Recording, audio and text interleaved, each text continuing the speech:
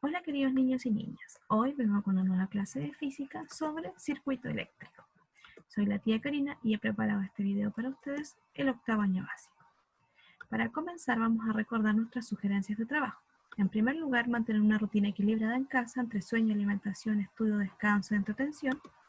Estudiar en un lugar habilitado que esté libre de distractores. Disponer de todo el material que necesitarán para la actividad. Desarrollar las actividades en la guía, guardándola en el portafolio de la asignatura. Y recuerden enviar las fotografías de las actividades para retroalimentar y evaluar tu trabajo. El objetivo de esta clase es reconocer y diferenciar características de los circuitos eléctricos con curiosidad e interés. Habilidad, reconocer y diferenciar. Actitud, con curiosidad e interés. Y conocimiento, características de los circuitos eléctricos. ¿Para qué? Para conocer acerca de las formas de conducir la electricidad y sus componentes y cómo, identificando, comparando, calculando y desarrollando las actividades propuestas de la guía. Instrucciones de trabajo son: ya conocimos entonces acerca de las características de la electricidad y hoy profundizaremos en los componentes y funcionamiento de los circuitos eléctricos. Así que mucho éxito en este nuevo contenido y estoy segura que lo harán muy bien en las actividades. ¿Cómo lo lograremos?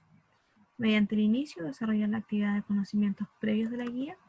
Desarrollo, realizar las actividades 1, 2, 3 y 4 que se encuentran en su guía. Y en el cierre, desarrollar la actividad final para sintetizar y evaluar el aprendizaje. Esta actividad está destinada para un total de 60 minutos. Si necesitan más tiempo que ese, no hay inconveniente. E incluso se pueden tomar pausas durante su trabajo. Una pregunta para iniciar este video. ¿Qué sucedería con el funcionamiento de los circuitos en serie y paralelo si una de las resistencias fallara? Vamos a responderlo entonces una vez que terminemos este video. Antes de comenzar este video, ustedes recuerden que debieron haber contestado la actividad de inicio, que consta de estas dos preguntas. Si aún no lo han hecho, pausen el video y si ya lo hicieron, continúen. Recordemos algo que vimos en el video anterior. ¿Qué son las cargas eléctricas? Propiedad que puede ser adquirida por los cuerpos al ser frotados, ya que las partículas que componen el átomo tienen la capacidad de producir atracción o repulsión, ya sea porque tienen mayor cantidad de protones, que recuerden que son aquellos que tienen carga positiva, o de electrones, aquellos que tienen carga negativa. Atracción de cargas. Cuando los cuerpos presentan cargas opuestas, se atraen. Esto quiere decir, por ejemplo, un negativo con un positivo, ¿cierto? Se atraen, o un positivo con un negativo, también se atraen. En el caso de la repulsión de cargas, cuando los cuerpos presentan cargas iguales, se repelen. Un negativo con un negativo se van a distanciar y lo mismo un positivo con un positivo que también se van a alejar. Materiales conductores y aislantes de electricidad. Conductores de electricidad son aquellos materiales que permiten que los electrones circulen con facilidad y ahí encontramos cualquier tipo de metales. Y los aislantes de electricidad, que son aquellos materiales que dificultan la libre circulación de las cargas. Encontramos madera, vidrio, plástico, etc. Movimiento eléctrico, que también lo vimos en el video anterior. Descarga eléctrica, fenómeno donde las cargas eléctricas acumuladas en un cuerpo se desplazan hacia otro por las fuerzas de atracción o repulsión que presentan las partículas cargadas. Corriente eléctrica corresponde al movimiento de cargas producidas al interior de un cuerpo, lo cual hace que se cree un campo magnético. Y el voltaje, que corresponde a la cantidad de energía que debe suministrar una fuente de poder por cada carga que se desplazará. Ahora, lo que corresponde a este video. ¿Qué es un circuito eléctrico? Corresponde a un conjunto de dispositivos en los que puede circular una corriente eléctrica. ¿Qué encontramos en este circuito eléctrico? Está compuesto por diferentes componentes. Tenemos acá la fuente de voltaje que proporciona la energía para el flujo de carga. También puede ser denominada fuente de poder. La resistencia, que son los dispositivos que transforman la energía eléctrica en otra. Ya pueden ser aquí distintos tipos de resistencia, pero en este caso vamos a hablar de ampolletas. El interruptor, que corta el camino por donde viaja la electricidad, ¿cierto? Cuando está encendido, cuando está apagado, ahí hay un distinto procedimiento de la ampolleta. Y el conductor, que es el material que enlaza los componentes del circuito. O sea, este cable, que en este caso por lo general es de cobre. Simbología de un circuito eléctrico. Aquí tenemos diferentes símbolos con los cuales se expresan estos componentes que veíamos anteriormente. Por ejemplo, La fuente de voltaje o de poder, por lo general se conoce como una pila, por lo tanto lleva estos signos. El conductor, que es el cable, ¿cierto? El interruptor cuando está abierto, las resistencias, las ampolletas o el interruptor cuando está cerrado.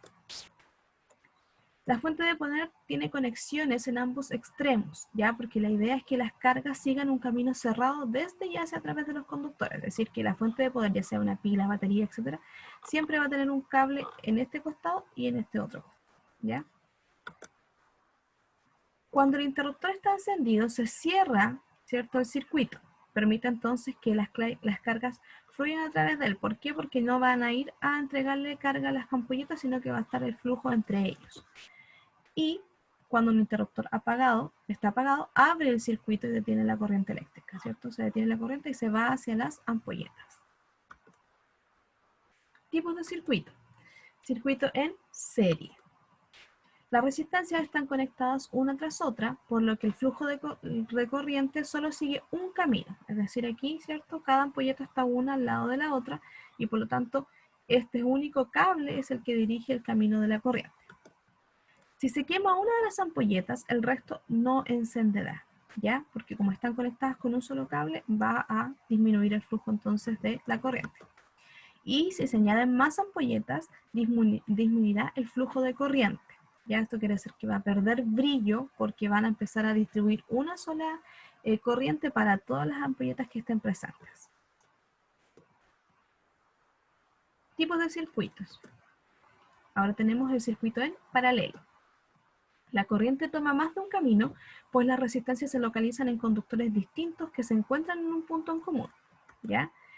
Aquí tenemos, ¿cierto?, la imagen en la que muestra que si bien hay un cable conductor que los conduce todos, estas se van separando y tienen un propio cable. Si se quema una de las ampolletas, el resto puede seguir funcionando sin ningún problema, ya que como se diferencian en los cables, las otras actúan con su propio cable. Si añaden más ampolletas, la corriente adicional viajará por nuevos caminos y el brillo no cambiará. O sea, se pueden encender todas con la misma intensidad.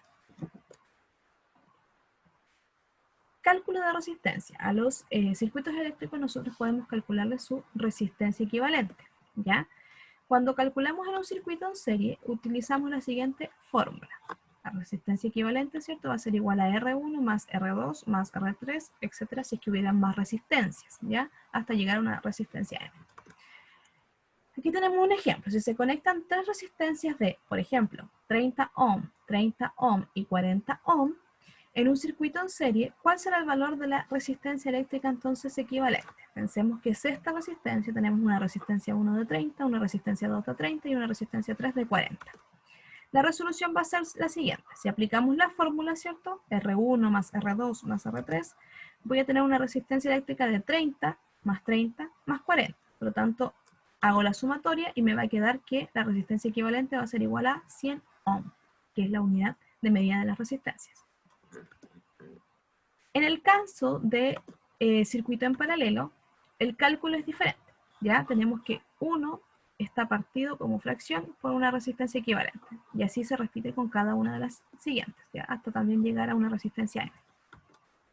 Si ahora se conectan las tres resistencias de 30 ohm y 40 ohm, pero ahora un circuito en paralelo, ¿cuál será el valor de la resistencia eléctrica equivalente? Aquí tenemos, ¿cierto? Entonces la resistencia 1 vale 30, la 2 30 y la 3 30. ¿Cómo lo resolvemos? Aquí tenemos, ¿cierto?, anotada la fórmula, que es lo primero que hay que hacer. Luego, reemplazar los datos. R1 es 30, R2 es 30 y R3 es 40. Posteriormente, aplicamos, ¿cierto?, la tabla de mínimo como un múltiplo y ahí vamos a poder obtener que nuestro valor total va a ser 120 y por lo tanto vamos a tener que ir calculando el valor. ¿Cuántas veces, por cuánto debo multiplicar el 30 para que me dé 120? Por 4, lo mismo con el segundo 30, y por cuánto debo multiplicar para 40 para que me dé 120, va a ser por 3. Sumo esos dígitos que me quedaron arriba en el numerador y me va a quedar 11 partido por 120. Luego, como estamos hablando aquí de cálculo de resistencia, vamos a multiplicar cruzado. O sea, resistencia va a ser igual a 120 por 1 dividido por 11. Entonces eso me va a dar un total de 10,9 ohm. También hay variables que influyen entonces en un circuito eléctrico. Veíamos recién la resistencia eléctrica, ¿ya? Que son las dificultades que se presentan frente a la circulación de la corriente eléctrica a través de un conducto. Alude a la posición que ejerce un material al paso de la electricidad. Por ejemplo, nosotros lo podríamos asimilar a lo que pasa con una cascada, ¿cierto? Con estas resistencias que tienen en la superficie, en las rocas, etc. Y su unidad de medida es el ohm, ¿cierto? Que de acuerdo a esta resistencia eléctrica depende de diferentes factores, como por ejemplo el diámetro y la longitud. Un cable delgado y largo tiene mayor resistencia eléctrica que uno grueso y corto, ¿ya? Por ejemplo, con la vida cotidiana lo podemos hacer que lo encontramos en las bombillas. Suelen ser más fácil beber un batido con una bombilla más ancha y corta que con una que es más estrecha y larga. La naturaleza del material. Un conductor eléctrico como el cobre tiene una baja resistencia, en cambio un aislante presenta una elevada resistencia. Y también está el caso de la temperatura. En la mayoría de los materiales la resistencia aumenta si se incrementa la temperatura. En el caso contrario, si disminuye la temperatura, entonces baja la resistencia eléctrica. ¿Qué otra variable más encontramos dentro de los circuitos eléctricos? La intensidad. Cantidad de carga eléctrica que circula por un conductor en un periodo de tiempo determinado. Es la cantidad de carga que atraviesa entonces una sección transversal de un conductor en un tiempo determinado. Y su unidad de medida es el ampere, que se simboliza con la letra A. Entonces tenemos la fórmula I es igual a Q, que va a ser la cantidad de carga medida en Coulomb, ¿cierto? Con la letra C. Y T, que es el tiempo medido en segundos.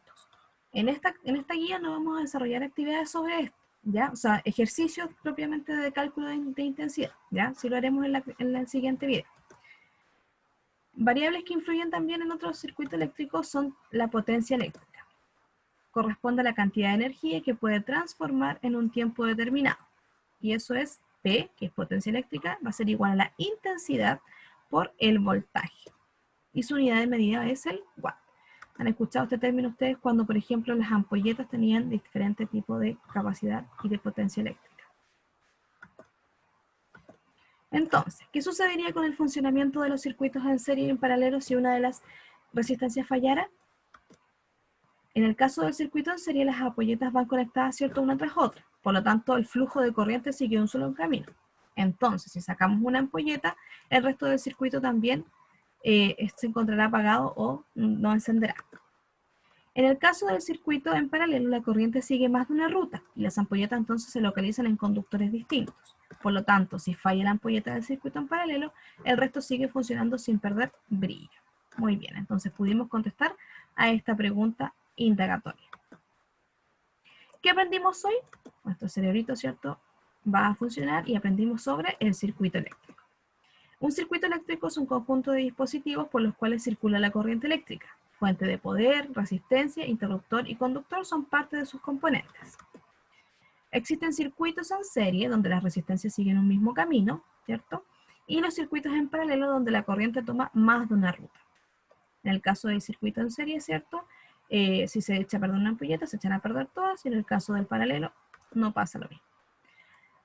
A los circuitos eléctricos se les puede calcular la resistencia eléctrica para saber cuál es el total de resistencia equivalente de él.